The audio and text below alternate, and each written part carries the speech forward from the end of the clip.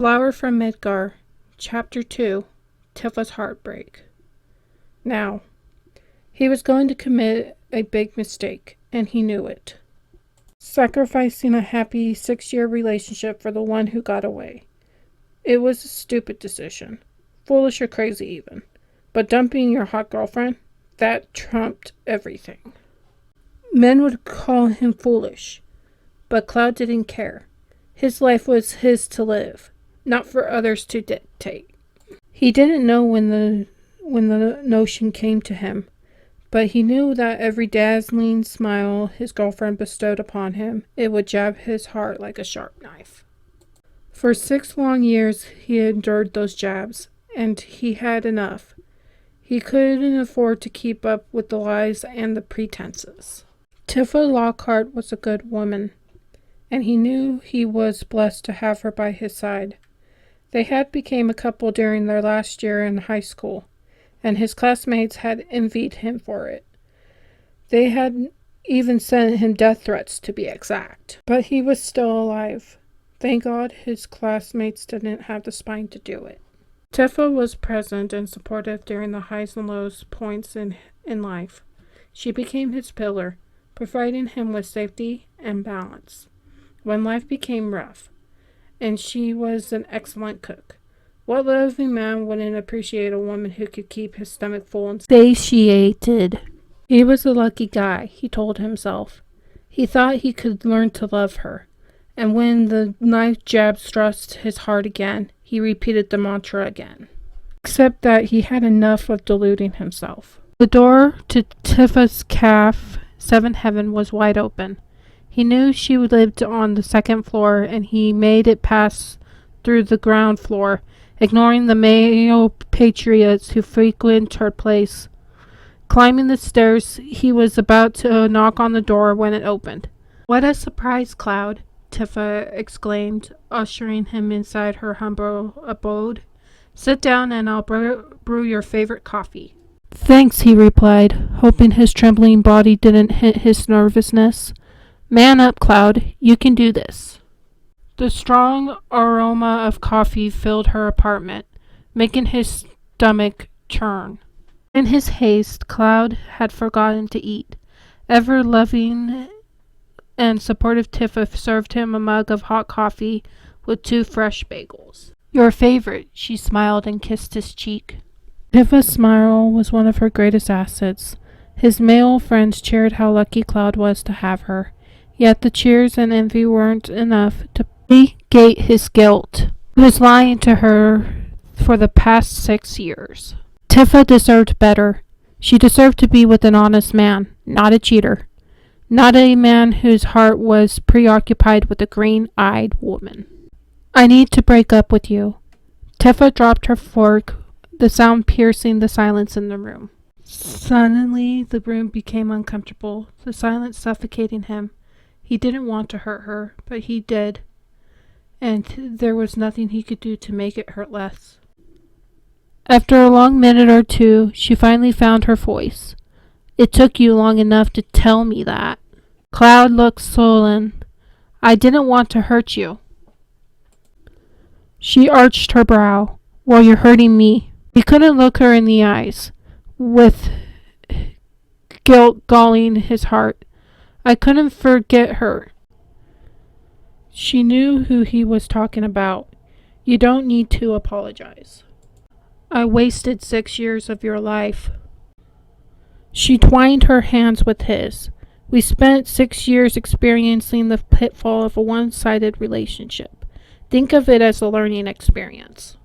She was taking this well, too well. "Try to be an optimist," she assured him. "The worst thing you can do to me is continue this farce of a relationship. That's what it's been to you all these years, right? I did care for you, but it's not enough to make you forget about Aerith." No, she wasn't taking this too well, he decided. She was nearing her breaking point, and she knew it. "I've been under her shadow the entire time, huh?" He gave her no answer, and that was all she needed from him. She stood up from her seat, urging him to stand as well. Tifa twined her arms around his neck, playing with the buttons on his shirt. If I can't have your heart, then will you let me have your body? Shit, not this. One last time, please. It had been like this during their first time, and it would be the same for their last. Cloud gave in, hoping it would suffice as an apology. An apology he knew that would only hurt her further. The hours stretched, and by sunrise, Tifa opened her eyes in a post-colonial daze. They were lying on her bed with her hands sprawled across Cloud's naked chest. He was in deep sleep, his chest heaving. Leisurely, she removed a lock of hair that fell on his forehead. She would never get tired of looking at him. She would never stop loving him. But if she didn't do anything to get him out of her system, she would never be able to recover from the heartbreak she sunk into. Then one tear fell from her eyes, followed by another and another. The tears were cascading from her eyes so fast that she couldn't suppress the sobs from her throat. The ship had sunk, Tifa. There was no use in trying to stay in a sunken ship. She wanted to hate him, to make his life miserable, to make him feel the guilt of deceiving her for the rest of his life, but she loved him too much. Cloud's blue eyes opened, and he focused on the crying woman beside him. Gathering her in his arms, he said no words. Damn him, and held her for a very long time. Would you look for her? Yes, but you don't know where she is. I don't, he admitted, but that won't stop me. She could make his journey miserable, Tifa contemplated. Gaia was such a large place, and Aerith was only one human, a needle in a haystack. He would never find her. One wrong turn at the wrong place at the wrong time could cost him his life. She almost gave in to the temptation. Almost. I might never return alive, he confessed. I could die along the way and never find her. Then why are you risking your life? She wanted to understand him. Wanted to understand why he could give up everything for a woman who vanished from their lives 6 years ago. I didn't want to be a butcher's dog anymore. Did he really see himself that way? An animal deprived of meat while lying down on the corner of the shop? She made up her mind. If he decided to be honest with her, then she could afford the same. She's working in Sector 6 at the Honeybee District in Midgar. Cloud froze hearing her statement. You knew where she was all along? Just recently, she confessed, knowing he would bombard her with dozens of questions. Aerith's disappearance had disturbed their sleepy little town, and it had destroyed whatever remained of Elvira Gainsborough. She wrote me a letter. Why haven't you told me? She asked me not to.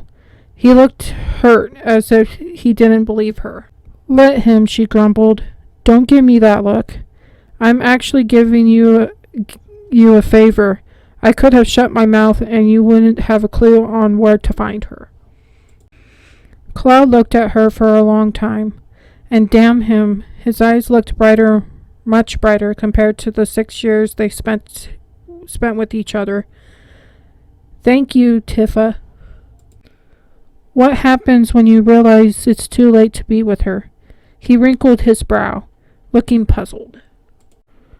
She's no longer the same Aerith we knew, she told him, because it was the truth. Aerith had never disclosed what happened to her for the last 6 years, but the flower lady had been her classmate for years.